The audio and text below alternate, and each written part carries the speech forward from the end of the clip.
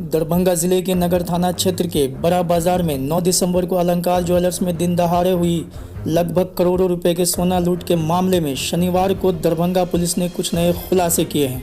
दरभंगा के वरीय पुलिस अधीक्षक बाबूराम ने एक प्रेस कॉन्फ्रेंस करते हुए बताया है कि अनुसंधान के क्रम में लूट कांड के लाइनर सहित 7 अपराधियों को हमने गिरफ्तार कर लिया है, जिसके पास से एक देसी कट्टा, 2 जिंदा कारतूस, 2 बाइक, नशीला पदार्थ सहित घटना में इस्तेमाल किए गए अन्य सामान बरामद किए गए हैं। लेकिन जो सबसे बड़ी बात है कि इस लूट कांड में जो सोना लूटा गया, उस सोने की बरामदगी अभी तक पुलिस को नहीं हो सकी है। ना ही इस लूट कांड को अंजाम देने वाले जो मुख्य आरोपी कहले या जो मुख्य अभियुक्त हैं, अपराधी हैं, वो अभी भी दरभंगा पुलिस की गिरफ्त से बाहर हैं। हालांकि एसएसपी ने यह दावा किया है कि जल्द ही लूटा गया सोना और जो मुख्य आरोपी है उसे भी गिरफ्तार कर लिया जाएगा।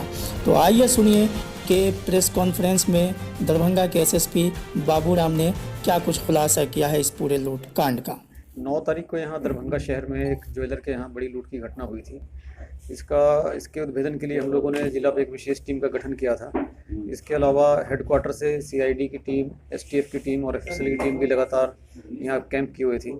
संयुक्त रूप से काम करते हुए 3 दिन के अंदर हम लोगों ने इस कांड के उद्भेदन में सफलता प्राप्त की है और 7 स्थानीय अपराधियों को गिरफ्तार किया है, जिसमें मुख्य जो लाइनर है, सुनार का काम करता है, वो भी शामिल है। और पूछताछ में बात सामने आई है कि हाजीपुर जिला से 6 अपराधी और जयनगर मधुबनी से 3 अपराधी यहाँ पर आए थे, जिन्होंने इस घटना को अंजाम दिया। इस घटना की प्लानिंग 4 महीने पहले से की जा रही थी। जो मुख्य लाइनर है, एक सुनार का काम करने वाला, उसी ने इस पूरे षड्यंत्र को रचा और जयनगर से एक अपराधी को यहाँ पर बुलाया और अपने मोहल्ले में किराए के कमरे पर रखवाया। लेकिन ये लोग इस घटना को अंजाम देने में सक्षम नहीं हुए। तब इन्होंने हाजीपुर के अपराधियों से संपर्क किया और वहाँ का जो गैंग है वो पहले से ही कई ऐसे मामलों को पहले अंजाम दे चुका है। झारखंड की धनबाद और रांची पुलिस को भी उनकी तलाश है। इसके अलावा स्थानीय थाना भी उनके विरुद्ध कई मामले दर्ज हैं। उस गैंग को यहाँ पर बुलाया गया 1 महीने से और कई बार उन्होंने आके यहाँ पर रेकी की और पहले से निर्धारित योजना के अनुसार 8 तारीख को ये लोग रात में यहाँ आ गए थे और मदारपुर मोहल्ले में ही इन्होंने रात में कुछ टाइम तक शरण ली। सुबह में 6 बजे अर्ली मॉर्निंग निकलकर फिर से एक बार बाजार की रेकी की और फिर निर्धारित समय पर घटना को अंजाम दिया।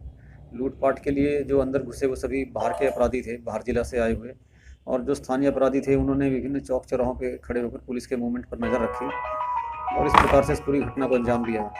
टोटल कितने इसमें अभियुक्त बनाए गए, कितने लोग शामिल थे? अभी तक 7 स्थानीय लोग और 6 हाजीपुर से, 3 मधुबनी से, इन लोगों की संलिप्तता सामने आई है।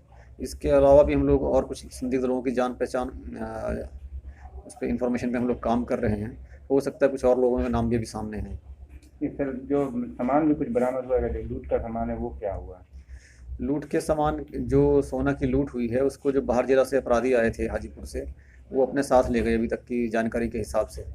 कल रात में वहाँ जो गैंग का सरगना था उसके घर पे छापामारी हुई हाजीपुर में, लेकिन बाई चांस पीछे के मकान से वो भागने में सफल रहा।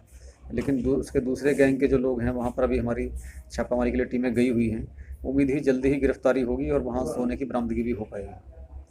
सर, कुल कितने सोने की बात सामने आई है और क्या अभी तक जो एफआईआर में जानकारी दी गई है, अभी तक हमारे पास जानकारी उतनी ही है, क्योंकि जो लोग सोना लेकर गए हैं अभी तक उनकी गिरफ्तारी और बरामदगी नहीं हुई है। जो स्थानीय लोग, जो अपराधी इसमें शामिल थे, उनकी गिरफ्तारी हुई है। उनको एग्जैक्ट आइडिया नहीं है कि कितना माल इसमें था। जो बाइक है बरामद हुआ, वो क्या उपयोग हुआ था, क्या जानकारी? जो 2 बाइक तो इनकी बरामद हुई है जिन्होंने अपराध में इन्होंने इस्तेमाल की थी। इसके अलावा 2 बाइक अबंडन हालत में मिली थी, उसके विषय में भी जांच पड़ताल की जा रही है।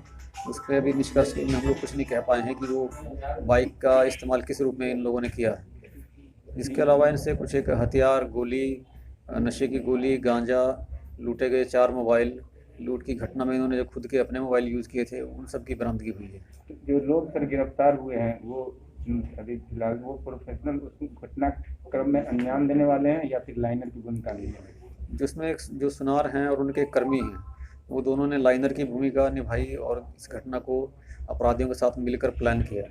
एक दूसरे हैं, उनके पड़ोसी हैं, वो पहले जेल जा चुके हैं और उनके ही रिश्तेदार हैं जो अपराधी हाजीपुर जेल से यहाँ बुलाए गए थे, उनके माध्यम से बुलाए गए थे।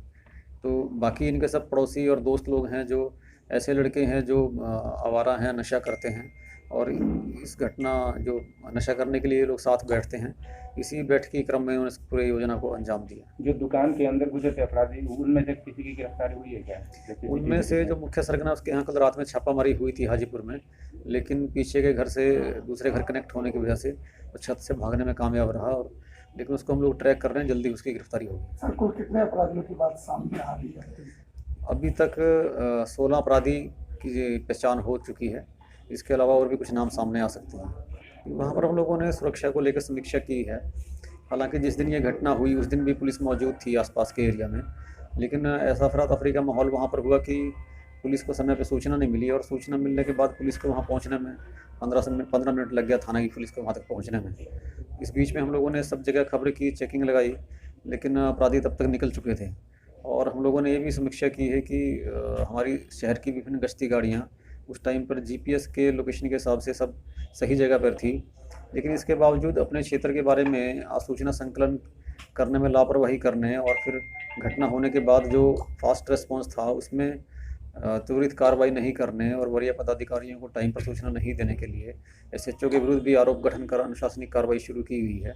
और इस बारे में हम लोगों ने और भी विचार विमर्श किया है कि शहर की सुरक्षा व्यवस्था के लिए और कौन से ऐसे पॉइंट हैं जहां पर हम लोगों को और ज़्यादा सतर्कता की आवश्यकता है। इस पे भी हम लोग काम कर रहे हैं। तो जो लाइनर की भूमिका निभाया है एक दुकानदार सोने का व्यवसायी है, तो क्या एक कंपटीशन की मार है, दूसरे को डैमेज करने की क्या है, कारण क्या है, या प्योर क्राइम है, क्या है? ये तो लालच से प्रेरित प्योर क्राइम लगता है, क्योंकि ये एक छोटे कारीगर के रूप में ही थे। 1 साल पहले ही उन्होंने अपनी एक छोटी सी दुकान शुरू की है, और एक बड़ी दुकान पे सामान लेने के लिए जाते थे, तो वहीं इनके मन में लालच आया, जिससे उन्होंने इस घटना को प्लान किया। तो क्या था इनका शेयर, क्या था, किसी से बातचीत कुछ शेयर की है कि इनका क्या उसमें शेयर होता है कुछ? ये तो इन्होंने बैठ के अपना एक योजना बनाई थी कि जो माल होगा उसको एक सर्टेन हिस्से में बांटा जाएगा। जो गैंग है हाजीपुर से आया उसका एक अलग हिस्सा है, जो लोकल आदमी थे इनको कुछ बहुत कम मात्रा में मिलने वाला था। जो लाइनर था उसकी इसमें बड़ा हिस्सा रहता, लेकिन बाकी लोग जो हैं लोकल, उनको कुछ 1 लाख रुपए का लालच इन्होंने दिया है। कब तक उम्मीद है जो सारे बाकी लोग हैं उनकी गिरफ्तारी में? टीमें लगी हुई हैं, हम लोगों को उम्मीद है कि हो सकता है 1-2 दिन में ही सब कामयाबी हम लोगों को मिलेगी। लूटे गए सामानों में कुछ भी अभी तक बरामद हुआ है? जो ज्वेलरी और कैश जो ले गए हैं हाजीपुर के अपराधी अपने साथ ले गए हैं, उसकी बरामदगी के लिए प्रयास जारी है। वो भी चीज़ बरामद अभी नहीं हुई है। इस वीडियो को लाइक करें, हमारे चैनल को सब्सक्राइब करें और बेल आइकन जरूर प्रेस करें